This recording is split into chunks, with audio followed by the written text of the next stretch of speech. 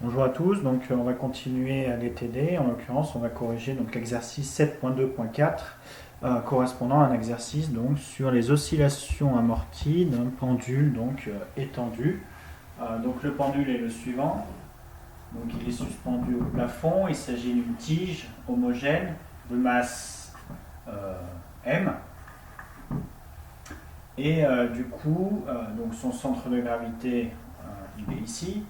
Et à un point A donné, on va appliquer donc une force de frottement, par exemple F, qui est égale à moins K fois la vitesse donc qu'on a en A, sachant que ce point A est localisé donc à une distance A par rapport à ce point ici O, et donc la tige elle mesure L, donc le point G il est en L sur 2. Donc la tige elle a une longueur L.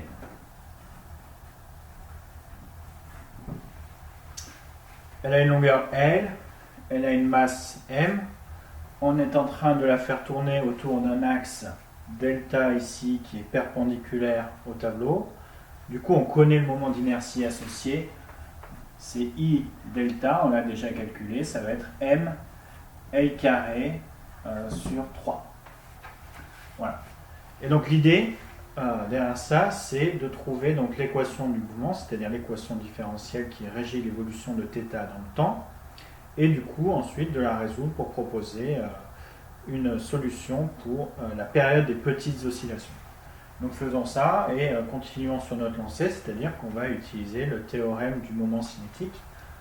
Donc pour ça, il va falloir d'abord trouver quel est le moment cinétique. Et donc ce moment cinétique, L delta, qui est un vecteur. Donc ici, c'est un solide en rotation. Donc on sait que c'est relié au moment d'inertie via I delta oméga, vecteur oméga. Ici, du coup, on est en train de tourner autour d'un axe et on peut par exemple orienter notre UZ comme voilà. Donc, ici, c'est UZ qui correspond à notre axe delta qui est orienté donc en sortant du tableau. Donc, I delta oméga U Z. Voilà, donc ça c'est juste le lien entre moment d'inertie et moment cinétique. Et le théorème du moment cinétique, il nous dit quoi? Donc oméga c'est aussi θ point. Hein. C'est là où on fait intervenir pour la première fois quel est le θ, et c'est celui-là qu'on cherche à la fin. Donc le théorème du moment cinétique, il nous dit que la dérivée de celui-là, là, c'est-à-dire si I delta est une constante, ça c'est I delta θ point UZ, ça nous dit que c'est égal à la somme sur les forces des moments des forces par rapport à cet axe delta qui est en train de sortir du tableau. Alors ici, il va y avoir deux forces qui vont avoir un moment non nul. Il va y avoir donc la force de pesanteur, que je vais appeler P, le poids, et puis donc il y a cette force que j'ai déjà dessinée ici, qui s'oppose toujours au mouvement, donc qui est égale à moins K fois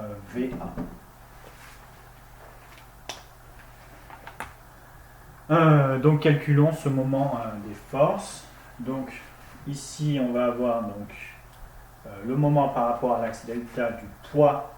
Donc le poids il s'applique au centre de gravité. Du coup c'est OG vectoriel donc le poids.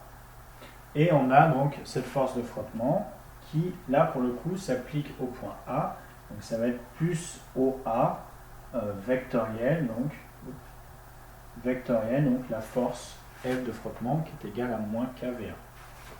Alors le poids, si on utilise un système de coordonnées polaires, on a déjà vu dans le passé qu'on pouvait donc définir le URO comme étant dans la direction donc, du rayon. Le Uθ, il est perpendiculaire dans le sens direct. Et ensuite, du coup, le Z en découle, et donc c'est le UZ qu'on a là-haut. Très bien, donc le poids, il a deux composantes. Donc là, on a l'angle θ, qui était cet angle ici qu'on cherche à déterminer. Et donc il a deux composantes, il a une composante suivant les URO, ça va être en cosinus, et il a une composante suivant les Uθ, ça va être en moins sinus. Donc le poids c'est mg fois cosinus θ dans la direction des URO, moins mg sinus θ dans la direction des Uθ. Ça c'est pour le poids, et donc la force de frottement F, elle est égale à moins K fois la vitesse, donc vitesse qui est orientée suivant les Uθ. Donc moins K VA fois Uθ. Donc allons-y, remplaçons, et du coup on a OG. OG, donc du coup, si la tige elle fait L, le centre de gravité il est à la moitié, donc il est à L sur 2 dans la direction des URO. Vectoriel, ce qu'on a écrit là, donc on a du mg cosinus θ suivant les URO, plus du mg sinus θ suivant les Uθ. Ça c'est pour le premier terme, et on va avoir plus OA vectoriel F, et donc OA c'est en A URO, donc ça va être plus A fois URO, vectoriel cette force de frottement qui est égale du coup à moins K fois VA Uθ. Voilà. Alors, donc calculons ça. Mais avant ça, rappelons quand même que cette vitesse-là, VA, c'est relié donc à la vitesse angulaire, et c'est tout simplement moins K fois quoi fois, d'habitude on écrit ça ρ θ point, ici donc ça va être situé en A fois θ point Uθ. Donc en fait ce VA on peut directement ici le remplacer par A fois θ point. Donc si on fait le calcul, on obtient quoi? Donc le premier terme, le URO avec le URO, ça va s'annuler. On a quand même du URO vectoriel Uθ, ça donne plus UZ. Donc on a un premier terme qui est égal à donc mg L sur 2, mg L sur 2, sinus θ, ça c'est suivant les UZ. Et on a encore un terme suivant les UZ, puisque URO vectoriel Uθ c'est UZ, et ce terme-là, donc c'est moins K A carré, moins K A carré, θ point UZ. Voilà, donc là, effectivement, donc, on voit qu'on a, donc on peut les sommer, hein. Donc là, j'enlève le UZ, ils sont tous suivant les UZ, donc en gros, on a ça. Hop. Donc là, on a été capable de calculer, donc, le moment des deux forces, et ça c'est égal à I delta θ point UZ. Effectivement, dès le début, on se doutait qu'il n'y aurait que des composantes suivant les UZ, et effectivement, si on calcule les moments des forces, hein, ce qui est complètement indépendant, on retrouve qu'effectivement, on n'a que le UZ. Donc ça, c'est très important. Donc réécrivons cette équation-là.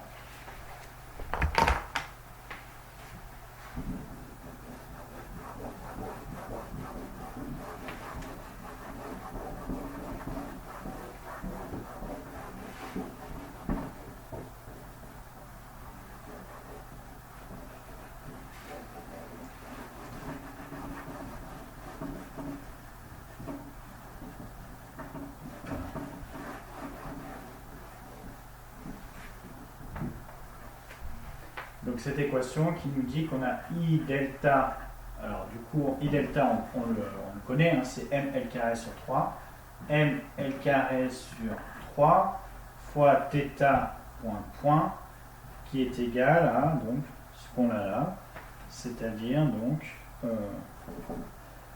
moins K A carré fois θ point plus MGL sur 2 sinus θ, et je pense qu'il y avait un signe moins ici. Est-ce qu'il y avait un signe moins? Oui, parce que c'était en moins sinus θ. Donc là, il y avait un signe moins. Du coup, là, il y a un moins sinus θ. Donc, réécrivons-le sous la forme d'une équation différentielle comme on a l'habitude, en mettant les θ point point plus bêta, θ point, etc. Donc ça devient quoi? Ça devient θ point point plus 3k a carré sur m l carré θ point plus m plus 3 g sur 2l fois sinus θ qui est égal à 0. Voilà. Ici, on peut faire l'approximation des petits angles. L'approximation des petits angles, c'est juste de dire qu'on peut approximer sinus de θ par θ, si on considère des angles θ petits. Du coup, ça devient une équation différentielle du second ordre à coefficient constant, donc une équation différentielle linéaire qu'on sait résoudre. Et en l'occurrence, on vous proposait donc d'utiliser les notations suivantes qui sont que 2 lambda, ça s'appelle 2 lambda, et celui-là, on l'appelle oméga 0 carré. Oméga 0 au carré. Donc ça veut dire qu'on a une équation différentielle qui se met sous la forme θ point point plus 2 lambda θ point plus oméga 0 carré θ qui est égal à 0. Équation différentielle du second ordre à coefficient constant sans second membre. On sait la résoudre. On sait que la solution d'une telle équation, c'est θ de t qui est égal à a exponentielle de r1t plus b exponentielle de r2t avec r1 et r2, donc les solutions donc, de l'équation caractéristique associée donc, à cette équation différentielle du second ordre. Hein? Donc cette équation caractéristique et grand A et grand B correspondant aux conditions particulières, par exemple initiales du système, mais les R1 et les R2 qui pilotent vraiment la dynamique, eux, en fait, c'est la solution de l'équation caractéristique. Équation caractéristique qui s'écrit simplement comme, donc du coup, c'est R carré plus 2 lambda R plus oméga 0 au carré qui est égal à 0. Donc on voit qu'il s'agit d'un polynôme du second degré qu'il faut résoudre très simplement. Donc pour ça, on calcule le discriminant.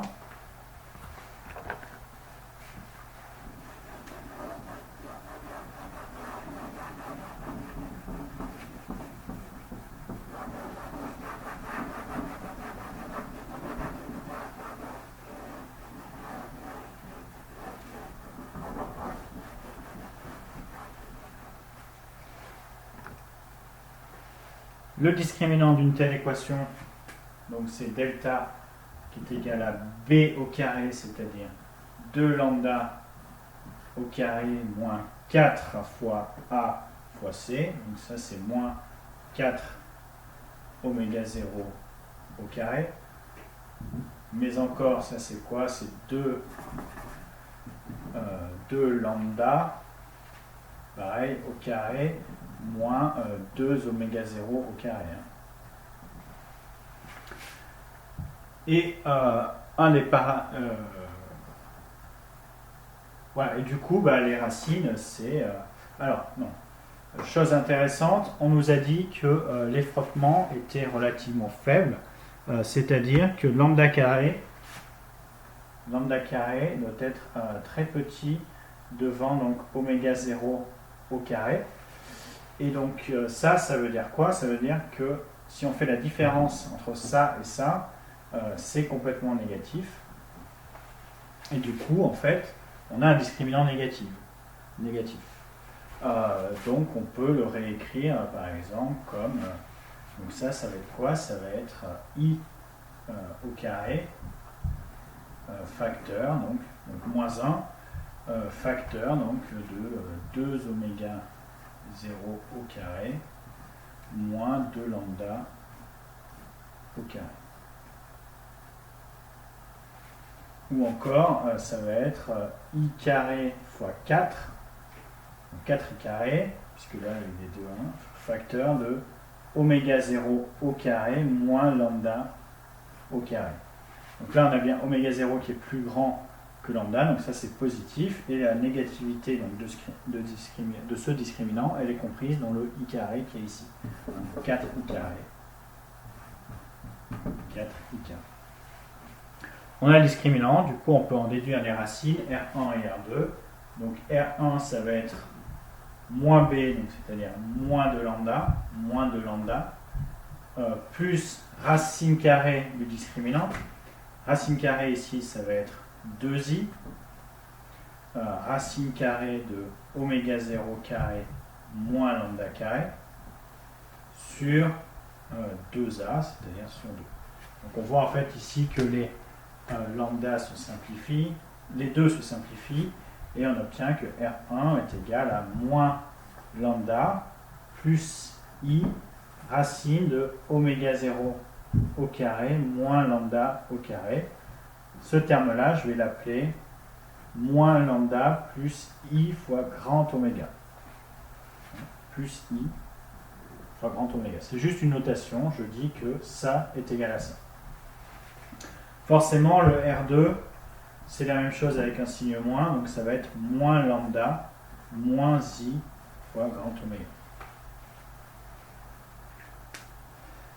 Très bien.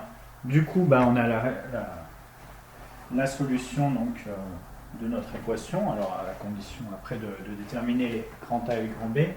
Mais ça veut dire quoi? Ça veut dire qu'on a θ de t qui est égal à A exponentielle donc, de R1, c'est-à-dire moins lambda plus I grand oméga exponentielle R1 t plus grand B exponentielle de moins lambda moins I oméga t. Chose très très importante, on peut directement factoriser donc, les exponentielles de moins lambda t.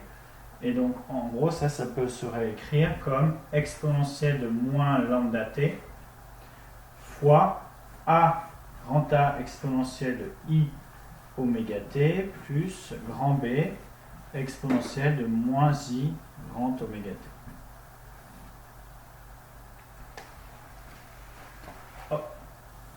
Donc ça, c'est notre θ de t. Si on voulait donc calculer les grands A et les grands B, il suffit juste d'intégrer par exemple les conditions initiales. Si à l'instant initial on met θ de t égale 0 égale θ0 et que la vitesse initiale est nulle, hop, on l'injecte là-dedans. S'il y avait une vitesse, hop, on l'injecte là-dedans. Mais ce qui est sûr, c'est que à la fin, de toute façon, notre θ de t, ça sera quoi? Ça sera un terme qui oscille.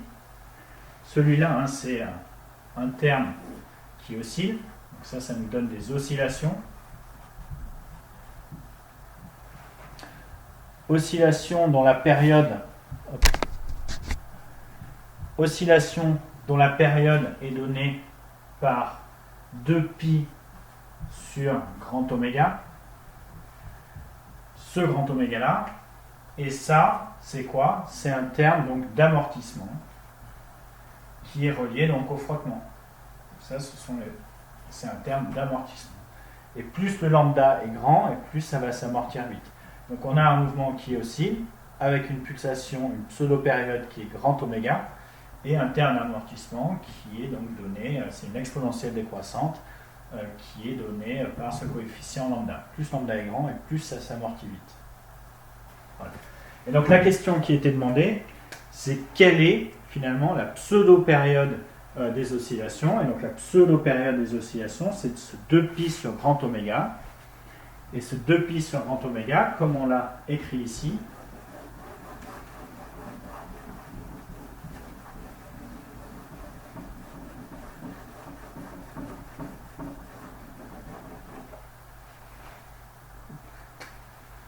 le grand T, c'est 2pi sur grand oméga, qui du coup est égal à 2pi sur donc ce qu'on a là, c'est-à-dire la racine carrée de oméga 0 carré moins lambda au carré.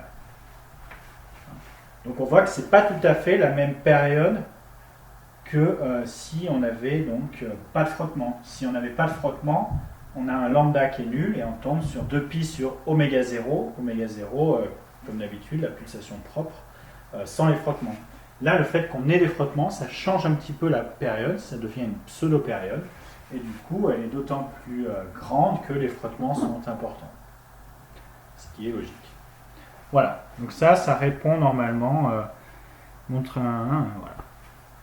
Ça répond à la question correspondant à l'exercice 7.2.4 qui est déterminer la période de ces pseudo-oscillations.